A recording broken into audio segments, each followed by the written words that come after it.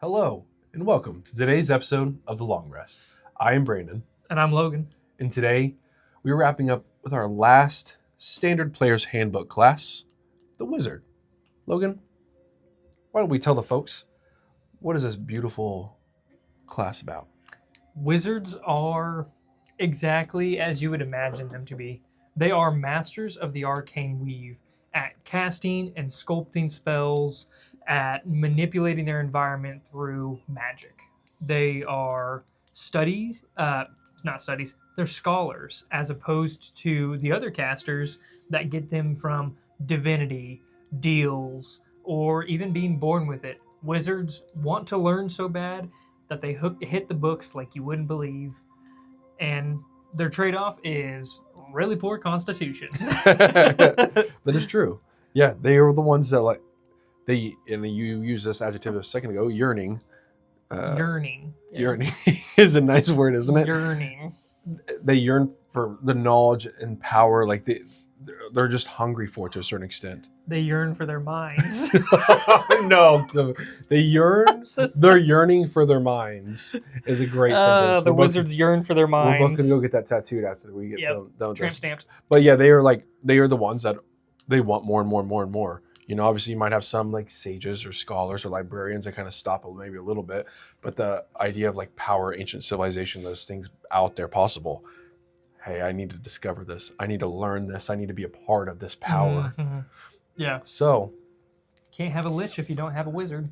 And the world needs some liches. Well. Yeah, you're right. They don't need them. Well.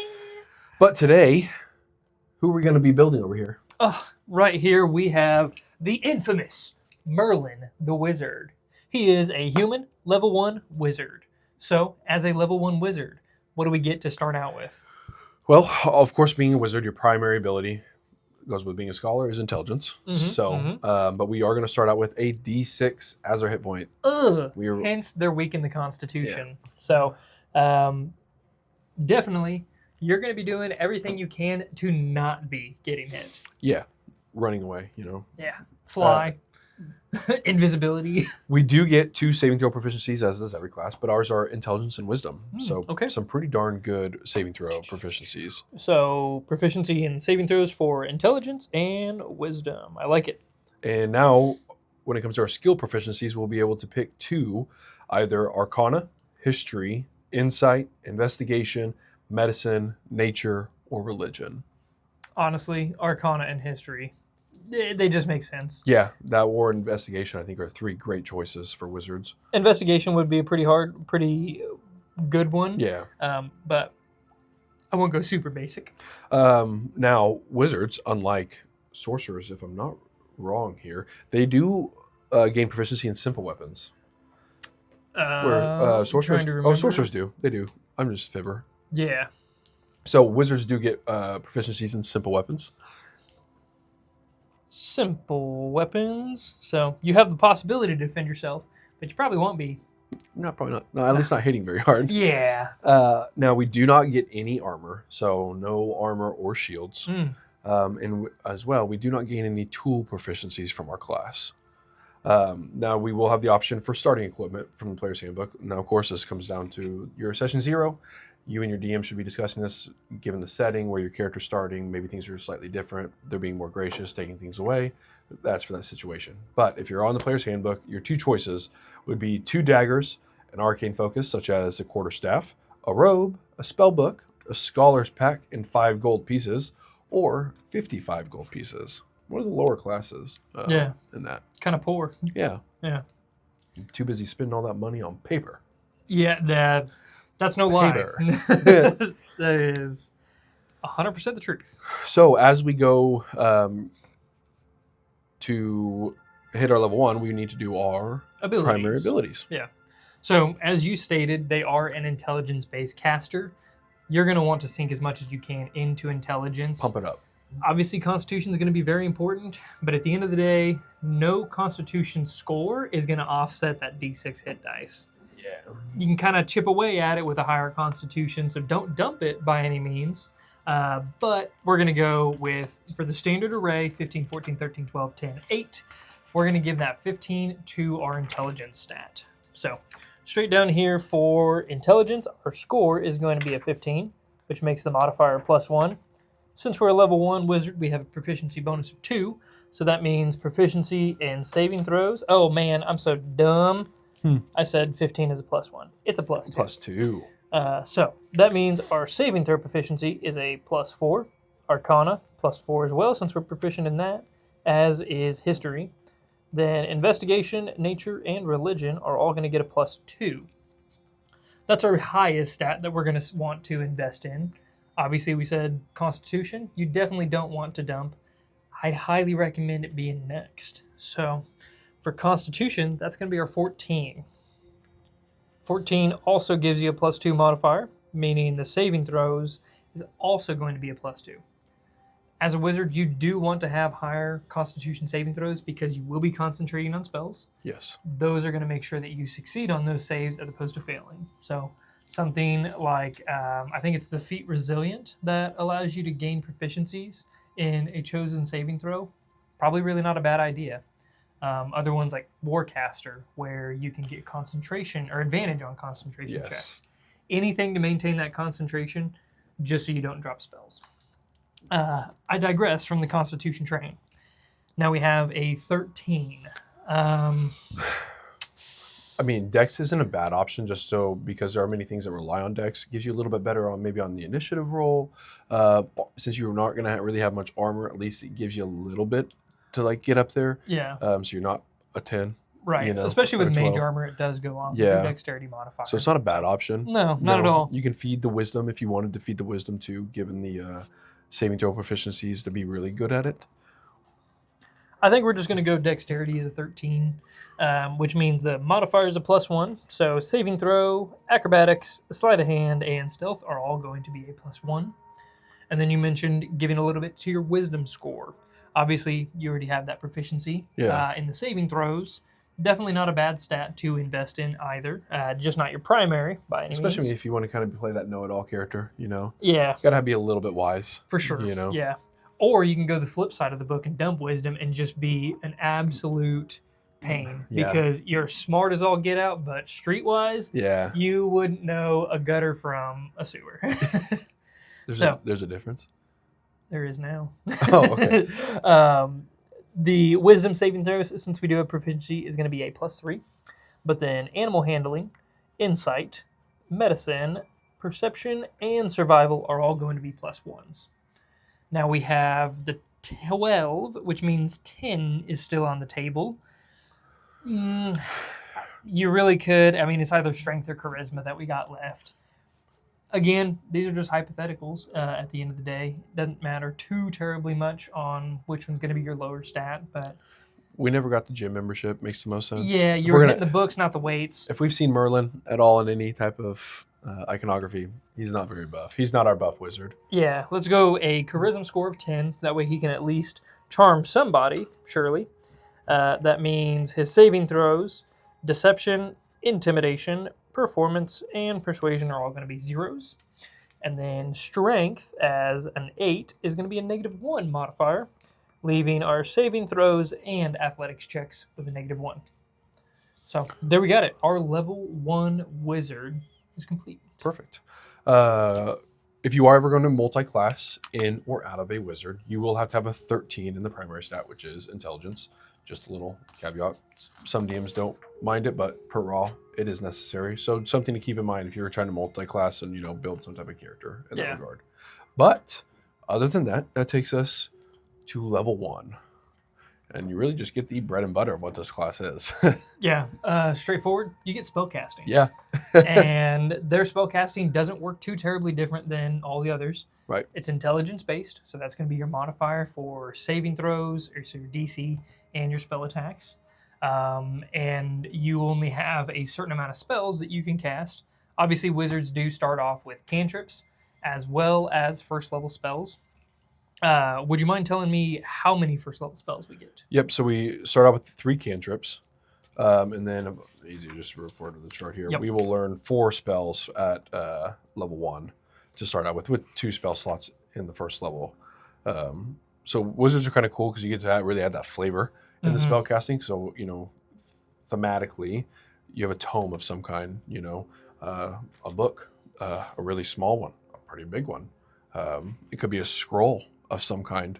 You could like Rise from League of Legends just had like this massive scroll that you carry around on your back That'd be that cool. you pull out, and, Yeah. and then whip it out in the battle. And it's like floating kind of, and you're reading off it as you cast it. You get to add that flavor to it. So it's pretty neat in that regard. I will pause you real quick. On the cantrips, they are different than many other classes. Every long rest, you can choose other cantrips. So you can basically prepare any wizard cantrip at any time at no cost. You can swap them out on every long rest for whichever other one that you do know, as long as they're in that wizard spell class. That is a very unique ability. It is, yeah. If I don't recall that ever from 2014. But maybe I never played a wizard in 2014, so I don't want to misspeak. Yeah. But that's pretty cool. Yeah. I mean, cantrips, of course, are specific, and they're cantrips for a reason. But in the grand scheme of things, they're really useful. Yeah. You can use them a lot, and being able to swap them out is very cool. I like that. Yeah. But your spellbook is your spellbook. It comes with 100 pages standardly, and nobody can read it unless they cast an identify spell on it. They're protected. Your spells are, which is important because you are somebody that will have interest in reading spells, i.e. scrolls or other spell books, because later on you will get the ability to, as we get to it, I guess say later on, but to transcribe those spells into your spell book. So yeah. At level 1, you do get to start out with 6 first level spells in your spell book that you have learned. That's the most key feature of spellcasting as a wizard, is all of your spells are learned, but you can only prepare so many of those learned spells per day. So at first level, you learn 6 spells, but to prepare them, to have them ready in your spell book, you actually have to have them prepared. So, arcane components or whatever be it, you need those ready for those certain amount of spells. You don't get access to all 6 per day. Right. And in the grand scheme of things, you really don't have a limit on your learned spells. You don't. So, I mean, the sky's your limit. Yeah. As much as your DM allows them to be in the game, you can copy them in there. Exactly. So, however, when you do copy spells, there is a big caveat. We talked about the 50 gold needed for a wizard. What that means is for every spell level, to copy it down into your spell book, it costs 50 gold pieces. Think of that as in special inks and paper. Then after you spend that 50 gold, you also need 2 hours of preparing those levels or those spells per level. Correct. So first level spell, you need 2 hours per spell. You get to 5th level, you need 10 hours to sit there and prepare and write it into your book. Yep. 10 hours is a long time in game. That's longer than a long rest, most of an adventuring day. So you really got to plan these out. And obviously this is going to be table dependent. Some DMs do just hand wave that whole time requirement. But at the end of the day, rules is written, you need that investment. Yeah. Monetarily and time-wise. Yeah, so like that 5th level spells, 10 hours and 250 gold. Yes. So depending on how much that gold is flowing in your game, it could be quite the investment. Yeah. Now that being said, you get a 5th level spell at your disposal for free that you maybe couldn't even learn or didn't have the opportunity to, but it's useful for the party and stuff. That's kind of now priceless. Yeah. So there's a great cause in it. But correct. And for every level that you gain in a wizard, you get to learn 2 more spells. So your book is going to get very thick at some point. Also means your pocketbook is going to get very thin because you're going to constantly be asking the party for gold. Anything else that we need to touch on about spellcasting, because it is just slightly different with this spell? No, I think we hit on everything. So that will take us right to Ritual Adept, which is one of the coolest parts of a wizard. Now that is if you have any ritual spell inside of your spell book at any time, you are able to cast it. All you have to do is be able to read your book at the time, and you are able to cast it, whether it's prepared that day or not, as long as it's in your spell book. Pretty important. So that means, hey, I don't have to detect magic. I don't need to prepare it because I'm most generally not going to try to cast it right away today. But I still can cast it if you give me 11 minutes. Yeah. Like I just need a little bit of time, but I can still pop this bad boy up. That's super nice because not having to prepare it is great. That can be open for any other spells that's not ritual based. You can have damage or environmental or even social based spells as opposed to worrying about identify, unseen servant, anything like that. Find familiar. Like Yeah. some of those spells that are obviously very useful and you Right. like, but I don't need to have them prepared in my spell book. Yeah. You know? No, you're absolutely right. Excuse me. You also get, as a level 1 wizard, Arcane Recovery. What that does is every time you finish a short rest, you can choose to expend spell slots to, or sorry, you can choose expended spell slots to recover. The spell slots can have a combined level equal to no more than half of your wizard level, rounded up. So, say Round you're up level again. 2, if you half of that rounded up, obviously is going to be 1. You can recover up to 1 spell per short rest. If you're level 1, you can also recover 1. You can't round down on that, obviously, etc., etc. So, just based off of short rest, you're able to regain some of your spell slots that you have spent, so you can be a little bit more, I don't know, braggadocious about how many spells you cast per day. Yeah, it's nice. It is. Yeah, at least early game, you're going to get to the point where you have quite a few spell slots, especially as a wizard. You'll be okay. Right. You're not hurt like the lock, but No. And you can only do that one time per long rest. True. So, no matter how many short rests you have in that day, you can only do it once until you finish a long rest. So that will take us to level 2, which we gain Scholar.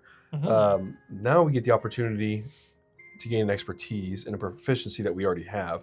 Now it does give the specifications that it has to be one of the following that you have proficiency in. So either Arcana, History, Investigation, Medicine, Nature, or Religion.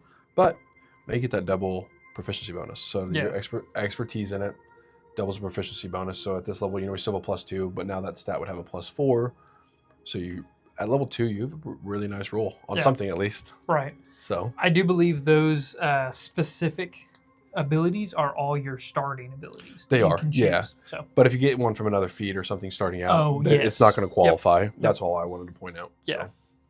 Level 3, you get your wizard subclass. So there are the subclasses based on the player's handbook from 2024. Hit them with us. They Hit us are with them. the Abjurer, the Diviner, the Evoker, and the Illusionist. So a little bit different naming here in the 2024 world Yeah. than what we were used to back in 2014. Yeah, because they used to be colleges. Am I not? Yeah, the different colleges of school were the main ones. No, college is barred. I'm so sorry. Sorry, yes, not colleges, School, schools. yeah. I said colleges of school, if you heard me say that. So schools of magic were the main ones. So they kind of divided it out, and I think these are much better starting class or like starting subclasses. Yeah. For the player's handbook, I like them a lot. Level 4, you get an ability score increase or a feat. Enough said about that. Yeah. Number 5, you get Memorize Spell. So whenever you finish a short rest, you can now study your spell book and replace one of your level 1 spells, level 1 or higher, technically wizard spells, you prepared, and switch it with another one plus level. Sorry, I read that verbatim in my head. But yeah, so 1 up level, you're able to swap it now on a short rest.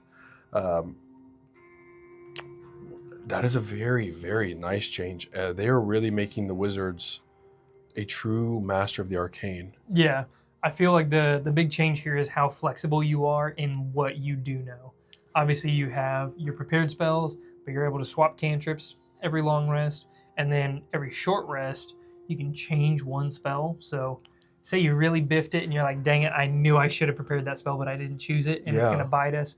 Something weird like water breathing, where it's very specific to a situation, but then you just happen into that situation that day. Now, you guys just have to take a little short break, sit down for an hour, you're good to go.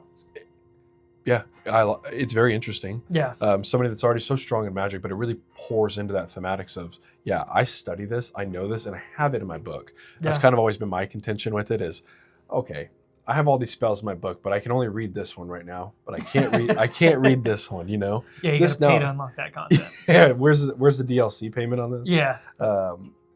This finally allows you to go, okay, I do know this already, and at least I can change this. Yeah. That's a very great change. I like that a lot. Yeah. Past that, level 6 is a subclass feature. You'll figure all about that when we do our subclass guide. True. Level 7 is a nothing spell, but nothing spell, nothing level, but you do gain 4th level spells. You do. So. Yes. Level 8, it will be an ASI. So an ASI or feat. Yep. Level 9, nothing but spells. 5th level spells. You do get 5th level spells. Yeah, we're Ooh-wee. pumping that bell curve is really Yeah, going up now. absolutely. Level 10, Yeah. subclass feature. You're going to find a pretty common theme We're gonna for these next 7 levels. Till 20, till 20 pretty much. Yeah. So we said level 10. Level 11 is a nothing level, but we do Level get 6 spells. 6 level spells. Yeah, you sure do. Level 12 is our next ability score and improvement or feat level. Yep. 13, nothing but 7th level spells. Level 14 is a subclass feature. 15, nothing level, but 8th level spells. 8th level spells. So you're really pumping the damage up there. Yeah. And 16 is our last ability score or improvement. Or Correct. improvement or feat spell. Yes. Feat spell. You just like the word spell today, don't you? Golly, yeah. I'm just tongue twisting myself. Yeah. Hey, I'll see myself wizard on out the here. brain. Yeah. But level I'm 17 not a wizard. is our very last nun, a bit like a nun level, but we do get spells, and these spells are 9th level. The top of the line. Yeah, you get the cream of the crop, being able to cast whatever you want, and just change the game. Yeah. RIP to your DM's encounters, because every 9th level spell that you have access to is going to be absolutely encounter breaking. But you do have to spend 18 hours to copy it down, so at least they have the DM can prepare for those 18 hours. Yeah. In at level 17's point, you also have 22 prepared spells. Yes. Like prepared spells. Yeah. So these are ones you can cast at any moment. That's just an insane amount of spells to be able to look through. It is. Yeah, it's daunting, but I do like the fact that as a wizard, you do kind of more tailor what spells your wizard knows. Yeah. As opposed to things like the prepared classes, like a druid. You have access to all those spells, and it's so daunting to be like, what do I need to pick today? Am I going to make the right pick? At least with this, you have an excuse. My wizard's only good at fire spells or whatever it be. True. So you have an excuse for not having that prepared at the end of the day. But So finally, at level 18, we get a class feature again. We sure do. And this is called Spell Mastery. This is a pretty neat feature here. So you've achieved such a mastery of the spells, you get to choose a 1st level spell and a 2nd level spell from your spell book that have a casting time of a single action. So it can't be a long duration or a long cast time. And you always are going to have those spells prepared now. And you can cast them at their lowest level without spending a spell slot. Of course, if you cast it, so say we, a 1st level spell, off the top of my head, I can't think of any, but a 1st level spell you memorized and you want to cast it for free at 1st level is fine. If you needed up or you wanted to upcast it because it does additional things, you will have to expend that spell slot for it. So, i.e., 2nd, 3rd, 4th, whatever spell level you're wanting to cast it at, you will have to expend that spell slot. To add to the theme here, so when you finish a long rest, you can study your spellbook again and replace one of those spells with another one eligible from that 1st and 2nd spell list. Again, you're really flexible in what you can cast, but more importantly, is it showing your arcane prowess. The only downfall I'm kind of seeing to this is your DM's going to have to give you a half an hour every time you take a long rest.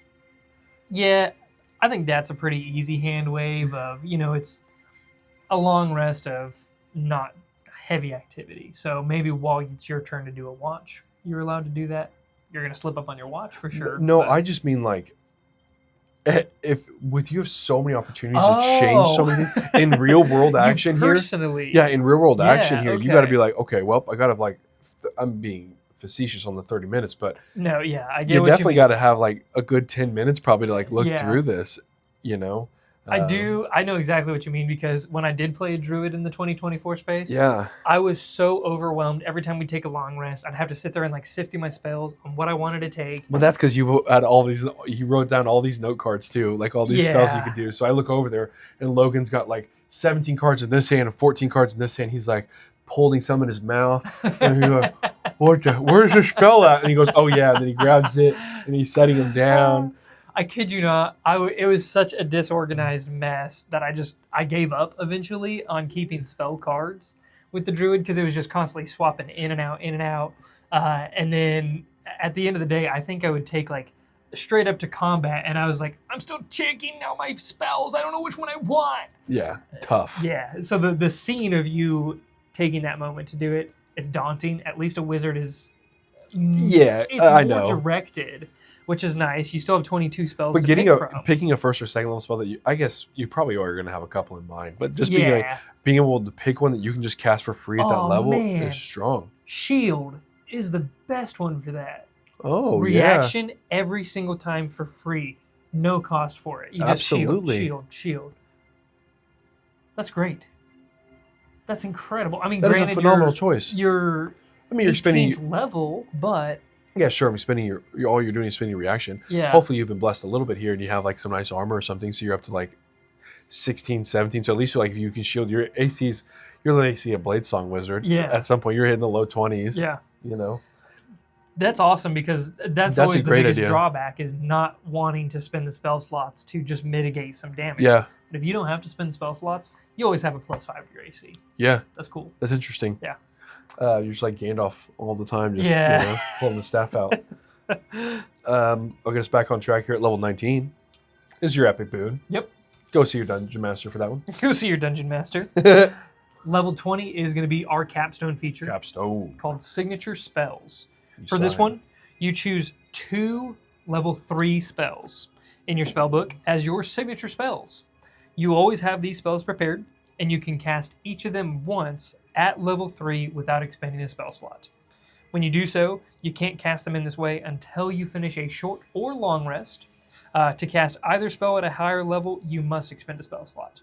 So it's kind of funny because like the 18th level one seems nicer just because you have that first level and second level spell that you can cast for free at all times. So if it's a beneficial spell to you or a damaging spell, whatever, you always have something in your back pocket. This one still sticks with that. I mean, level 3 spells are, yeah. So you're still showing the mastery, but I think it honestly, like, it's like Wizards of the Coast slammed on the gas for level 18, and then by the time they got to level 20, they're like, hold on, we have construction zone ahead. We need to slow down. See, and that's how I feel. I think thematically, as I've raged on almost every capstone so far, so I'll keep it. Yep. Thematically, this is, I think, top tier thematically. Oh, yeah. Great choice. It's goofy to me that you get to pick 2 of these, and all of a sudden you can only cast them twice. Yeah. I think that's really weird. After 18, you're right. I can cast this spell 375 times today. Yeah. Why not just build on it and say you get 1 third level spell, and you can cast it unlimited times? Yeah. Or even just build on the previous 18 and do like a level 3 and a level 4 spell. I don't know how absolutely terrible you would be if you have a free level 4 spell. 4, you're pushing it. I mean, you're up there in power. Yeah. You know? Although, from what I've kind of experienced, it seems like first and third level spells are a lot of damaging spells. Second and fourth seem to be a lot of like control-based spells. You're correct. I mean, you do get access to Charm Monster at 14. Yeah. Dimension Door. So there's some good ones. There's some good ones at 4th level. Yeah. If you just Dimension Doored for free. Yeah, Polymorph. Yeah. Oh no. Okay. Yeah. Maybe. But a third level, would be fine. Or even if it was like you get a third for 1 time a day and a 4th 1 time a day. Right. You are level 20. Yeah. I mean. Yeah, I don't know. I think like even if there was something that you could do to affect your spells, I think would be honestly a cooler capstone class. Like I know previously in the past there's been, I think it was like the School of Evocation where you could sculpt your spells to miss damaging people.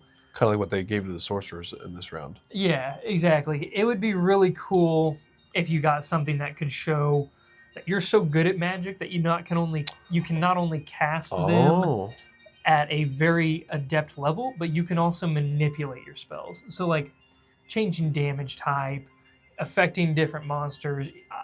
I don't know. I'm just spitballing. I know these are features that other classes and even some subclasses and features can give you, but there has to be something to show your prowess as a wizard that level 20, the signature spells just misses in my opinion. Well, then building on that, I think this is a great time to follow the same paladin route and where your subclass gives you your capstone. Yes. Because you are a studied creature from pretty the start to the here. I mean, we are a wizard by all means. Mm-hmm.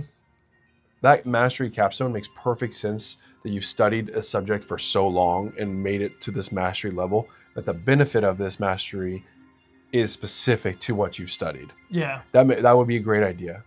Honestly, like I think a capstone feature for every subclass for every class Yes. Oh, absolutely. makes more sense than a Yeah. class-based capstone feature. Yes. Because it shows not just your prowess in that class, but then in the specific, like what you specialized in, you're that much better at. Yeah. It's like it'd be something like where signature spells is fine. Yeah. Like this is cool, but then I get this cool benefit, but then because my subclass, I get this. Yeah. Like Evoker, I'm able to sculpt the spell around all my teammates. Excuse me, all the time. They don't take any damage, just for throwing an easy one out there. Yeah. Or with charming or something. Like you would be. Oh goodness, yes, that's a great way. That'd be a great way to do it. Yeah. Wizards were calling, so Yeah, right. We're here for your ideas, Wizards of the Coast. we'll shoot an email Yeah. that no one will answer. What if you could force a failed save or automatically hit? Like anything like that, just to. I agree completely. I mean, I think you hit the nail on the head. Sometimes the capstones feel a little bit lackluster. I think almost every single one does. And in the grand scheme of things, I've never played a campaign that's hit 20. Yeah. It's a hard, especially if you start at 1. It is a hard thing to happen. I know there's plenty out there that do it, but it is just a very long commitment over a long period of time. And sometimes it's hard to get to. Yeah. So you don't get that many people that get to experience it. And so maybe that's kind of where like that gets played upon. Yeah, they're just like, are you really going to care? Because you're not going to get there. And at the end of the day, you can always homebrew something to add to it. I mean, we are playing Dungeons & Dragons. It is the game of us to create our imaginations and use that to feel that prowess. But yeah, you're right. Those are our thoughts. Yeah. Rant done. Where do you put now that we've gone through all the classes, where do you put wizard? Just wizard only? Just wizard? Yeah, we're just going to talk about wizard. Yeah. If I was going to put it in a tier list, a tier list. Yeah. Yeah. Me personally, probably a C tier. It doesn't entice me a lot to play the class, but functionally, I do think it's better than it ever has been before. So I'd probably push it closer to like a B- tier. That makes sense. I like the C. I'm probably leaning towards like a C-. Yeah. I honestly feel the subclasses are meh, and it's so light of a subclass because all they really did allow you to do was change out spells. Mm-hmm. You either regain a spell slot or you can just change out spells. And in the grand scheme of things, I feel like a wizard could be more. It should be more compared to like some of these other classes. It feels very lackluster to me. And there's 12, correct? So it's definitely in that bottom. I'm probably in that 9 to 12 range. Yeah. I definitely think I would play other spellcasting classes before I played a wizard. They all seem much more fun. Yeah. Yeah. So. Well.